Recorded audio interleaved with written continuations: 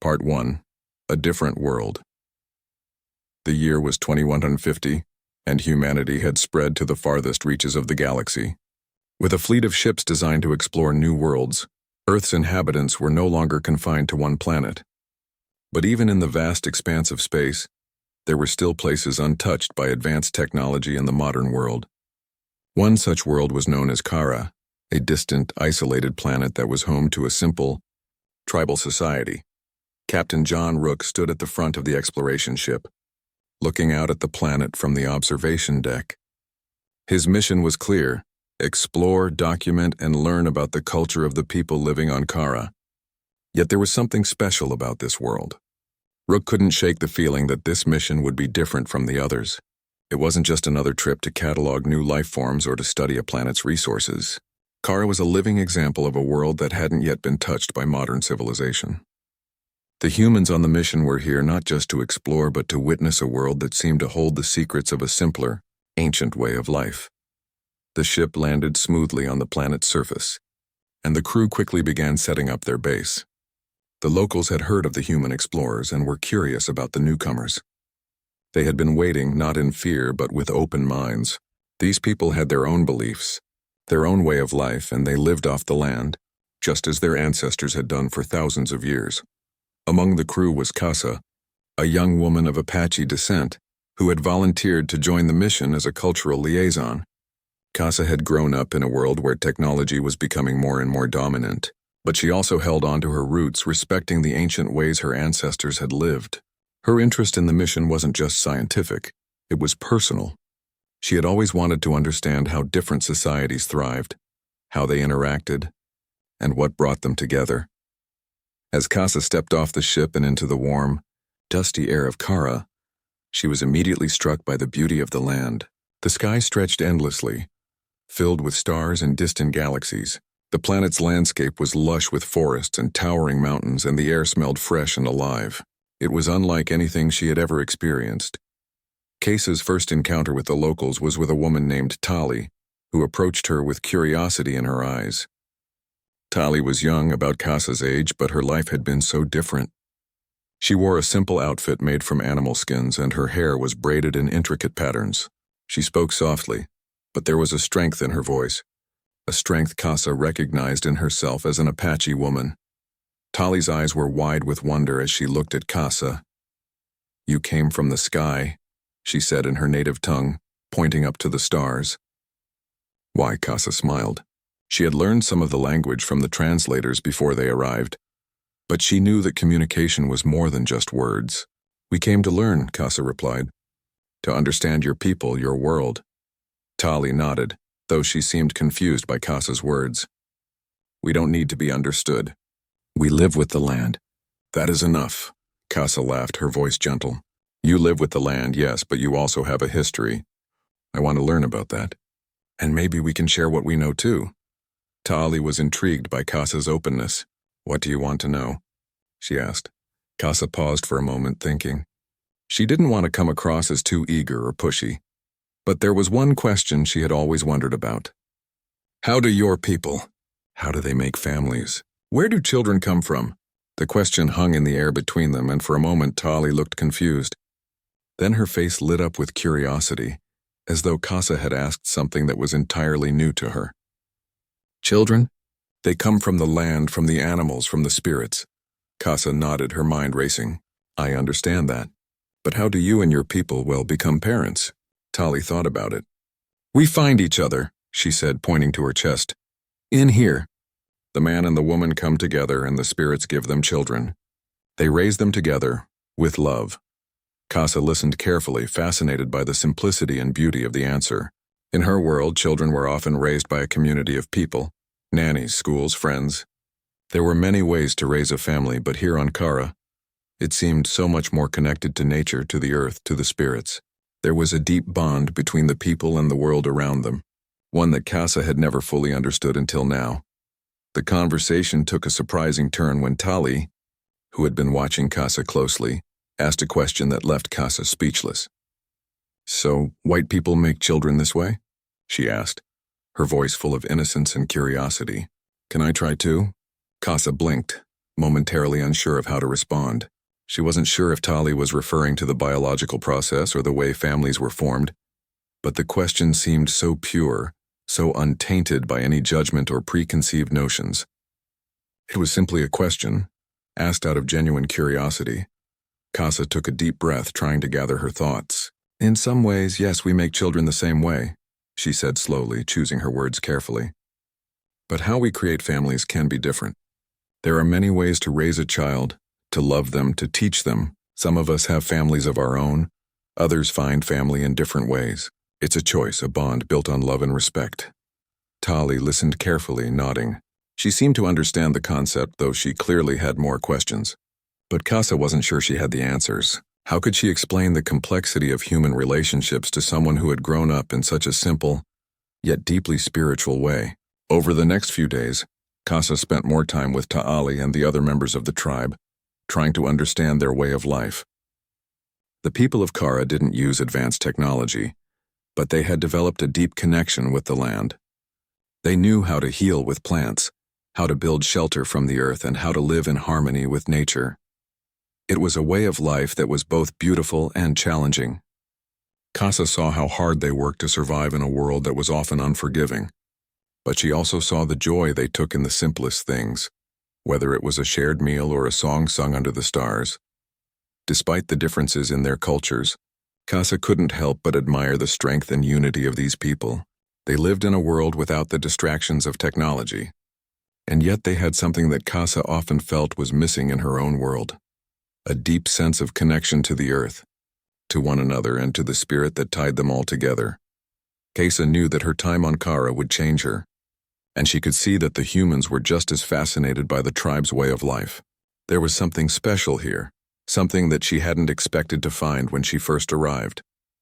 The people of Kara weren't primitive. They were living in harmony with the land in ways that many modern humans had forgotten. Casa's journey had only just begun, and she was starting to understand that in the end it wasn't about technology or advanced machinery. It was about connection, respect, and the strength of the human spirit. The days passed quickly as the crew and the people of Kara grew closer. The humans continued their research, documenting everything they saw, from the unique plants and animals of the planet to the ways the indigenous people survived. But as much as the humans were learning from the people of Kara, they were also teaching them. Casa, especially, found herself in many conversations with Ta'ali and other members of the tribe, sharing stories of Earth, explaining the wonders of space travel, and discussing human inventions. One evening, as the sun began to set and the sky turned orange and purple, Casa sat with Ta'ali near the campfire. The air was cool and crisp, a stark contrast to the intense heat they had felt during the day. The crackling of the fire was the only sound, except for the occasional distant call of a wild creature. Casa could see how Tali's eyes shone with curiosity as she watched the fire. It was clear the woman was deeply fascinated by the new things she was learning about the human world. "Tell me more about the stars," Tali asked, her voice soft but full of wonder. "You say your people live among them. How can you touch the stars?" Casa smiled, remembering her own first experience looking up at the night sky, imagining all the stars and the stories behind them. She didn't know exactly how to explain it to someone who had never seen anything beyond their own world. "The stars are far away," she said, "but humans like you have always dreamed of reaching them. We made ships, very big, strong ships that can travel through space, and we use those ships to visit planets far from Earth. Some of us have even visited worlds like Kara." Tali's face lit up. "So you came from the stars?" Casa nodded. "Yes, but we didn't come to conquer. We came to learn, to share, and to grow. We believe that by sharing what we know, we can all be stronger." Tali thought for a moment before she spoke again. "I understand now. You don't come just to take, you come to give too." The simplicity of Tali's words struck Casa deeply. It wasn't just a lesson about sharing knowledge. It was about the spirit of cooperation. Despite their differences, humanity had learned to work together, not just for survival, but for something greater: the growth of all people. Casa had grown up with stories of human resilience, and now, sitting by the fire with Ta'ali, she realized just how true those stories were. But even as the humans worked to foster this bond, trouble was brewing.